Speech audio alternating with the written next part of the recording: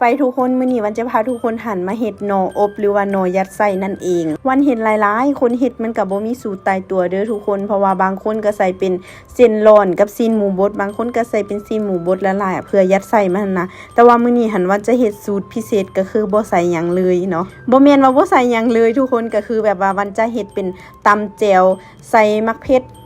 ผักหอมเทียมหอมแดงแล้วก็ผักบัวหัวหอมหอมป้อมมันอย่างจังนั้นนะตำแล้วก็เอามายัดใส่จ้ามื้อนี้แต่ก่อนอื่นหมดเฮาต้องไปต้มหน่อให้มันสุกแล้วก็เอามาจิ้มเป็นบังๆจังซี่อย่าจิ้มแห้งเดี๋ยวมันสิแตกหรือว่าจีกออกจากกันกระเทียมเครื่องยัดในมันเนาะก็คือผักบัวหัวหอมหั่นแหละเอามาตำจนมุนเพื่อเฮาจะได้เอาไปยัดในมันเนาะทุกคนแต่ว่าทางนอกมันเฮาก็สิใส่เกลือแป้งนัวทาจังซี่เพราะว่าเฮายัดทางในเฮาย่านทางนอกหั่นมันแบบจางนะเฮาก็เลยว่าต้องทาเกลือแป้งนัวจังซี่ทุกคนแต่ว่าทาน้อยเด้อถ้าทาหลายมันสิเค็มสูตรนี้มันจะบ่ใส่ซีนเนาะประหยัดงบประมาณแล้วก็แบบรสชาติก็คือแซ่บแฮงเนาะมื้อนี้รู้สึกว่าหน่อมันจะหลายกว่าเครื่องเนาะมันจะหลายกว่าเครื่องที่ตำไว้นะหลายกว่ามักเผ็ดมันก็เลยจิใส่แบบน้อยนึงบ่ใส่หลายเนาะใส่พอแบบให้มันหอมตัวหางหน่อนี่นะทุกคนบางคนก็จิ้มให้มันหอดหางหน่อแต่ว่า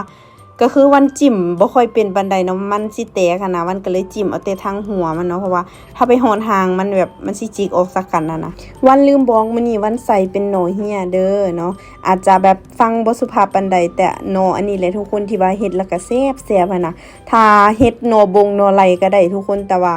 มันจะแบบแตกหรือว่าหักนะหน่อตัวนี้ก็คือหายากหน่อยนึงแต่ก็กินแล้วก็แซ่บพอแต่แล้วเฮาก็ตั้งหม้อคางเนาะตั้งหม้อคางโอ้ยอย่าตะลุกหม้อคางวันเด้อบ่มีบนจับแล้วหูมันหักแล้วจ้า